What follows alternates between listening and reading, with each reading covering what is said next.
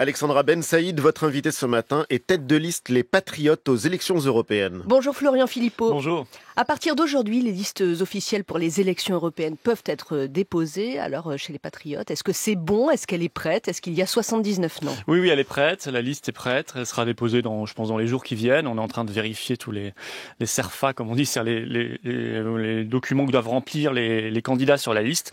Et nous serons là pour incarner une voix, la voix du plus jeune mouvement politique de France. Je le rappelle, les Patriotes ont 1 an et demi d'existence. Et justement, à 1 an et demi d'existence, faites-vous partie de ces partis qui ont des problèmes de financement, parce qu'une campagne, ça coûte entre 800 000 et 1 million d'euros. Vous en êtes où?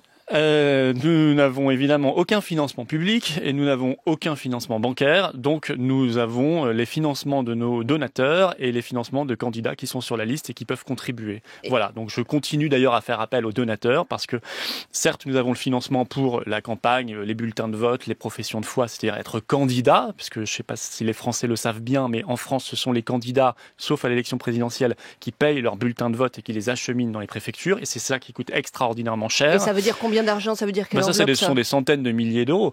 Ouais. Mais c'est vrai que si on veut être un peu plus à l'aise, un tout petit peu pour faire quelques tracts et quelques réunions publiques, eh bien il faut encore un peu d'argent. C'est d'ailleurs un problème, il faudrait mettre en place la banque de la démocratie, honnêtement. J'entends des partis qui s'en plaignent, mais qui croulent sous les millions. Nous, honnêtement, on s'en plaint à raison.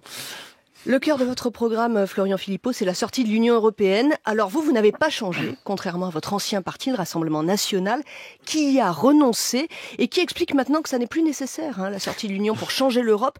Est-ce que c'est vous qui ne voyez pas tout simplement le changement avec la poussée des nationalistes au Parlement européen? C'est-à-dire que par magie, effectivement, ils nous expliquent qu'ils pourront tout changer de l'intérieur, c'est-à-dire qu'ils en viennent à faire les promesses que tous les autres font. Ils sont rentrés dans le système en quelque sorte, parce qu'ils ont 2 ou 3 alliés sur 27. Bon.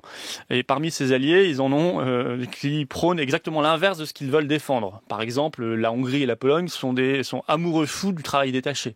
Donc il ne faut pas compter sur leurs alliés hongrois ou polonais pour se battre contre la directive détachement des travailleurs.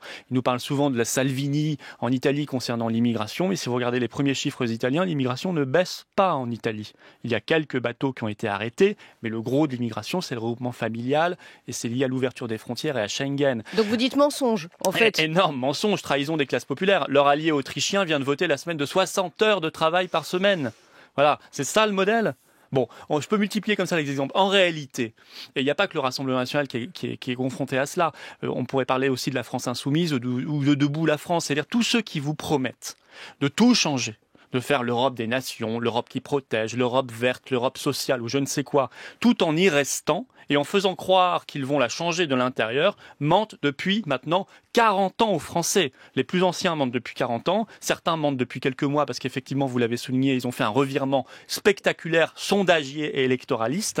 Eh bien, moi je dis, avec les Patriotes, qu'on peut avoir la protection du peuple français, le retour de la souveraineté populaire et nationale, c'est-à-dire de la démocratie, et la prospérité si nous sortons de l'Union européenne et seulement si nous sortons de l'Union européenne et donc de l'euro, de Schengen et de toutes les politiques de l'Union européenne. La prospérité, on se demande quand même comment vous l'obtenez en sortant de l'Union. Quand on pense que les 2/3 de nos échanges, c'est avec nos voisins européens, qu'est-ce qui va se passer si on sort de l'Union? On exportera moins, il y aura des droits de douane? Non, justement, parce que nous exporterons plus.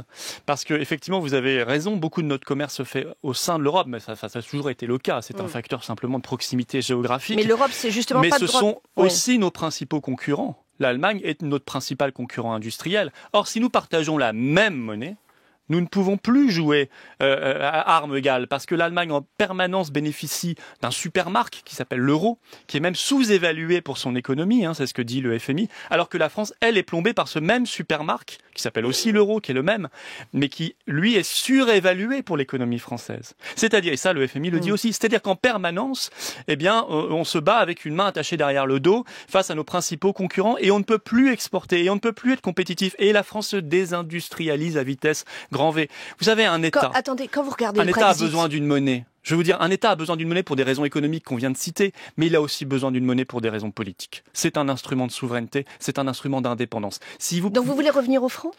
Je ne vais même pas revenir, c'est créer une nouvelle monnaie nationale. On pourra l'appeler le franc, ça me va très bien. Franc, ça veut dire libre. Mais ça, vous savez bien que ça va attaquer le pouvoir d'achat, le pouvoir d'achat et l'épargne des retraités. Je ne crois pas du tout. Je pense précisément l'inverse. Je pense que c'est l'euro qui nous plonge dans une politique d'austérité, de désindustrialisation, c'est-à-dire de chômage et de baisse du pouvoir d'achat, y compris des retraités, alors que une nouvelle monnaie nationale nous permettrait d'être beaucoup plus compétitifs, plus exportateurs et d'être un pays libre. On n'aurait plus en permanence l'épée de Damoclès de la Banque centrale de Francfort sur toutes nos politiques et toutes nos décisions. Quand vous regardez le Brexit, c'est ça qui vous fait rêver? L'économie, elle est quand même complètement à l'arrêt, là. Non, elle n'est pas à l'arrêt, l'économie. Elle n'est pas du tout à l'arrêt. On a appris il y a quelques jours que c'est le pays qui accueille, le Royaume-Uni est le pays qui accueille le plus d'investisseurs dans le monde. C'est quand même impressionnant pour un pays qui serait au bord du gouffre. Les investissements sont tous à l'arrêt, les usines automobiles ne se créent plus. Le plus d'investissements dans le monde. Les entreprises ne savent plus comment faire avec leur stock. Voilà je sais pas, où en est le Royaume-Uni. Mais ça, vous l'avez vu dans les rêves ou les cauchemars. Non, je l'ai vu dans les reportages, croyez-moi. Oui, des reportages, j'allais dire de certains journalistes français, donc ça revient même. Je vous assure que les chiffres et la réalité, moi j'étais à Londres il y a quelques jours, sont pas du tout ceux-là. Il y a 3,9% de chômage. Il y avait 5% avant l'annonce du Brexit. Oui, c'est-à-dire que là, ils en sont même à la pénurie de main-d'œuvre. Oui, ils sont en surchauffe. Ils en sont à la pénurie de main-d'œuvre qui fait qu'il y a des champs qui ne peuvent plus être récoltés. Ce qui fait surtout qu'il y a une hausse des salaires. Ils sont en pénurie de main-d'œuvre. Donc l'an dernier, ils ont eu 3,5% d'augmentation des salaires, une baisse de l'immigration, et ils ont, comme je vous l'ai dit, des investisseurs qui se ruent. Le Brexit n'est pas encore arrivé. Ouais, d'accord. La perspective, elle est là. L'anticipation, vous savez, en économie, elle est primordiale. Donc si on anticipait le drame, il n'y aurait pas des investisseurs qui se précipiteraient. Au passage, sur le Brexit, Nigel Farage, qui a créé le Brexit Party, qui est en tête là-bas des intentions de vote à 27% pour les européennes, appelle à voter pour la liste des patriotes que je conduis aux élections européennes en France, et je l'en remercie. Il y avait 52% de Britanniques qui ont voté pour le Brexit, et donc il y en a 27 qui restent pour Nigel Farage. Il n'y a pas que eux qui proposent le Brexit. En tout cas, ils sont en tête. Je reviens à la France. Moins de 1% d'intention de vote pour vous, plus de 20% pour le Rassemblement national. Il y a des sondages à 2 et 2,5 aussi, peu importe. Plus de 20%, on est d'accord, il y a quand même une grosse différence avec le Rassemblement national. Jordan Bardella, la tête de liste, vous le connaissez, on dit que c'est votre ancien protégé, il réussit plutôt pas mal.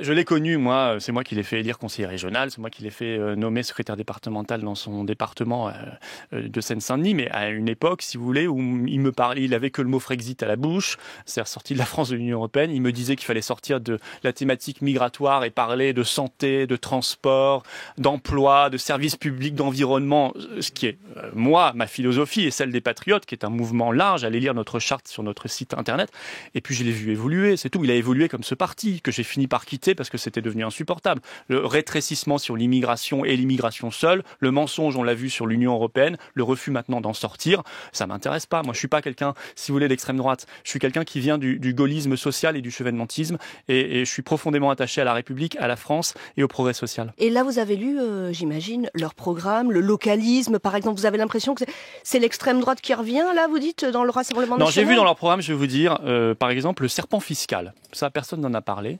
Ils l'appellent comme ça eux-mêmes, en comparaison au fameux serpent monétaire. Vous savez, ce qui a précédé l'euro. Il y avait un taux, et puis les monnaies nationales au sein du système monétaire européen ne pouvaient pas évoluer plus c'était 2,25% plus ou moins par rapport à ce taux, et ça a précédé l'euro. Bon, serpent monétaire européen, c'était déjà une rupture de souveraineté terrible. Eux, ils veulent maintenant, le Rassemblement national veut le serpent fiscal, c'est-à-dire que l'Union européenne fixera des taux d'impôt, et les États pourront varier un tout petit peu par rapport à ces taux d'impôt. Qu'est-ce que ça veut dire? Ça veut dire que même ça, Macron ne le propose pas. C'est-à-dire que le Rassemblement national, qui est soi-disant un grand parti patriotique et national, français, souverainiste, etc., propose de transférer une large partie de la souveraineté fiscale des États et de la France à la Commission européenne. Écoutez, si demain l'Union européenne décide de notre impôt sur le revenu, notre impôt sur les sociétés, de notre TVA, ce qui est déjà en partie le cas, de notre CSG et tout le reste, je serai extrêmement inquiet. C'est exactement ce que propose le Rassemblement national. C'est une trahison, je l'ai dit, des classes populaires en premier. Marine Le Pen, elle est pourtant d'accord avec ça. Elle est d'accord avec ça puisqu'elle le porte. C'est dans son programme, c'est écrit en toutes lettres dans leur programme présenté il y a une semaine. C'est incroyable. Même Macron pourrait en rêver. Le Rassemblement national l'a fait. L'autre liste pour le Frexit, c'est celle de François Asselineau. Moi, j'aimerais que vous m'expliquiez en quoi vous êtes différent. Alors, en quelques secondes. Non, mais d'abord, je voudrais simplement dire que moi, j'aimerais qu'on puisse travailler ensemble et voire même faire liste commune. Et ça n'est pas totalement terminé parce qu'il nous reste quelques jours pour déposer les listes. Et ça aurait beaucoup de sens d'avoir une très grosse force pour le Frexit dans cette élection européenne. Nos différences... Vous êtes en discussion ? on n'est pas en discussion directe, mais je dis que des choses sont tout à fait possibles. Notre différence, c'est que nous avons des convictions qui peuvent être différentes. Moi, je pense qu'il faut être très clair, par exemple, sur l'immigration. Je pense qu'il faut la baisser fortement. Je pense qu'il faut savoir ce qu'on pense du SMIC, etc. Moi, je veux l'augmenter 300 € sur le quinquennat. On a des points de divergence, mais c'est vrai que pour une élection européenne... la tête de liste pour une élection européenne, la sortie de la France de l'Union européenne, qu'on est les deux seuls à proposer, effectivement, ça vaut plus que tout le reste. Bon. Ça sera peut-être moins vrai pour d'autres Florian élections, mais c'est Philippot, très vrai pour les européennes. Député européen pour l'instant, tête de liste Les Patriotes. Merci d'avoir été sur France Inter. Merci à vous. Merci à tous les deux.